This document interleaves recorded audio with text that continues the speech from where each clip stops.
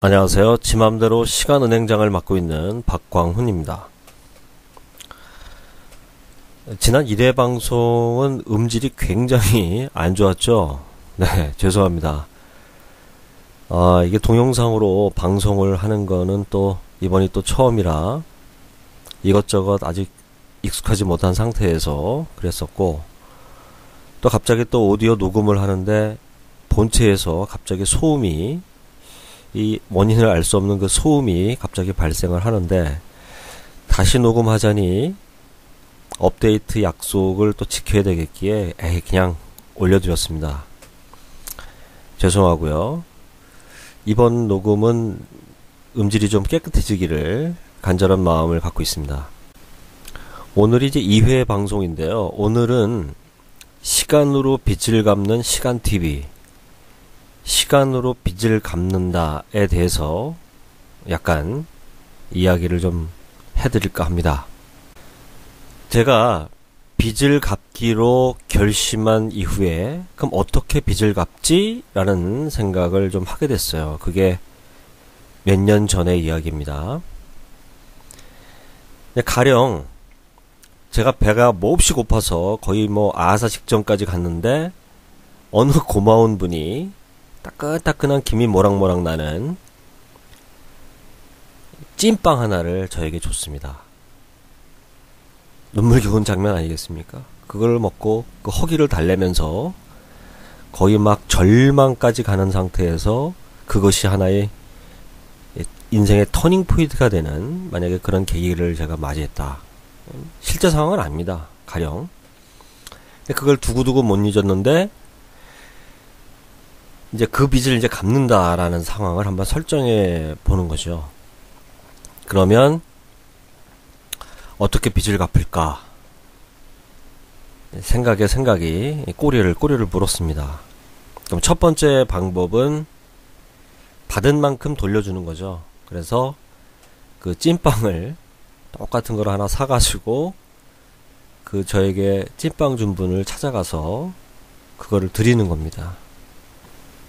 두 번째 방법은 그분이 찾을 길이 없는 거예요. 누군지 모르죠. 그러면 어떡하지 하다가 모르겠다 그러면서 꼭 그분 아니면 어때? 다른 분에게 드리면 되지 하면서 다른 자기가 똑같은 그런 불쌍한 처지에 있는 사람에게 또 주는 방법, 이런 게 있고, 여기에 조금 더 이제 업그레이드 버전을 하게 되면 하나만 주긴 좀 그러니까 돈을 나중에 많이 벌어가지고 그 찐빵을 100개가 좋고 1000개도 좋고 10,000개도 좋고 많이 사가지고 그와 비슷한 사람들이 주로 모여있는 그쪽으로 가서 그 찐빵을 여러 명에게 이렇게 나눠주는 방법, 이런 방법이 있겠죠. 그런데 저와 같은 경우에는 좀 문제가 있었어요. 뭐냐면은, 일단 찐빵을 사려면 돈이 있어야 되잖아요. 근데 일단 돈이 없다라는 거, 그런 문제가 있었고, 두 번째는 누군 주고 누군 안 줄 거냐. 바꿔 얘기하면 빚을 갚아야 할 대상이죠.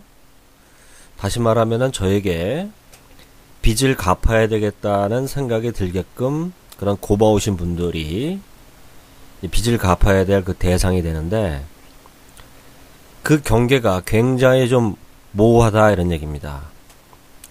이제 보충 설명을 해드리면, 일단 가깝게는 저희 가족, 그리고 저희 친인척 있을 테고, 또 저희 친구들, 그 다음에 저를 알고 있는 지인들, 이렇게 퍼져 나가다 보면 그 외연이 굉장히 확대가 되잖아요. 쭉 퍼져 나가다 보면 이제 불특정한 어떤 사람도 저에게 도움을 준 사람이 있고, 또 직접 만나진 않았지만 음으로 양으로 제가 모르는 상태에서도 저에게 도움을 주신 분이 분명히 있을 겁니다. 그리고 이것은 저와 살아가는 인생의 살아가는 시간대가 생존에 있는 그 시간대가 맞아 있는 경우에 해당되는 거지만, 이미 고인이 되신 어떤 분의 어떤 정신적인 도움을 제가 받았다 그러면은 동시성이 없는 거잖아요. 그죠? 같이 살아본 경험이 없는 거지만 어쨌든 간에 저에게 도움을 주신 거고 저는 도움을 또 받은 거잖아요. 그러면 물질이 됐던 정신이 됐던 도움은 도움인데 그것을 어떻게 가중치를 매길 것이냐, 여기에 가중치라는 개념을 적용시키는 것이 좀 웃긴 얘기겠지만 어쨌든 간에 누가 더 도움을 줬고 누가 덜 도움을 줬느냐라고 하기에는 굉장히 애매한 부분이 있다 이런 얘기입니다. 그리고 물질과 정신의 경계. 그러면 다시 처음으로 돌아가서 받은 만큼 그분에게 돌려준다라는 방식일 경우에는 좀 그렇잖아요. 그리고 그분한테는 그게 똑같은 거를 이렇게 전해드린다고 했을 적에 과연 그것이 이제 효용성이 있겠느냐. 그러면 그분이 좋아하실 만한 걸로 이제 다른 걸로 이제 대체해서 드리는 경우도 물론 있겠지만은, 그런데 그 대상이 분명할 경우에는 그게 가능할 수도 있습니다. 그리고 실제로 우리 현실 생활에서는 도움을 받은 분들에게는 이제 끊임없이 그분들과 이렇게 연락을 취하면서 때가 되면은 이렇게 고마운 마음을 이제 선물이라든가 이렇게 전하고 감사의 뜻을 이렇게 항상 생각하고 전하고 이렇게 살아가고 있는데요. 연락이 닿거나 그분이 분명히 누구다라고 하는 것이 확실할 때는 그게 가능하지만 그렇지 못할 경우에는 좀 애매하죠. 이게 인간의 한계인데요. 인식의 한계인데 내가 나쁜 놈일 수도 있고 또는 좀 모자란 놈일 수도 있고 생각이 거기까지 미치지 못할 정도로 지혜롭지 못할 수도 있고 뭐 이유가 어떻든 간에 내가 모른다 이겁니다. 그런데 누군가는 저에게 도움을 줬어요. 근데 그걸 제가 모른다는 거죠. 그럴 수 있지 않겠습니까? 예. 그럼 그분들은 어떡합니까? 라는 생각이 드는 거예요. 당연히 입 싹 닫고 있으면 그분들은 저를 이렇게 지켜보는 상태에서 이 괘씸한 놈, 싸가지 없는 놈 그러면서 저에 대해서 나쁜 생각을 또 갖게 되고 욕을 할 거란 말입니다. 분명히 있을 거예요.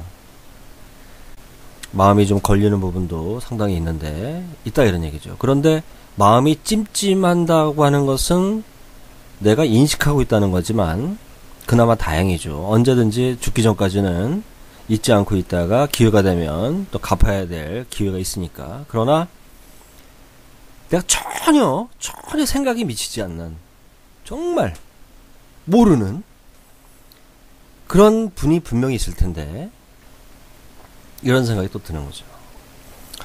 그러면 갚을 때 내가 찐빵 살 돈이 없다. 그리고 시간대에 대한 경계도 있고 물질과 정신에 대한 경계, 나의 인식, 내가 알고 있느냐 내가 모르는 상태냐에 대한 경계, 이런 부분들이 굉장히 나를 괴롭혔어요. 그러다가 이거 어떡하지 이렇게 고민을 하다가 에이씨 퉁치면 되잖아요. 그래서 그냥 형평성에 딱 적용을 시켜가지고 그냥 퉁쳐버리자. 그럼 어떻게 하면 되냐? 그냥 무조건 나는 불특정 다수를 향해서 이제 갚으면 된다 이렇게 생각을 한 겁니다. 그럼 어떻게 갚을 건데? 라고 했을 때는 그것이 바로 시간이다. 시간으로 갚자라는 결론에 이르게 됐습니다. 자, 그 다음 얘기가 궁금하시죠? 예, 그러면은 다음 3회 방송에서 찾아뵙겠습니다. 오늘은 여기까지.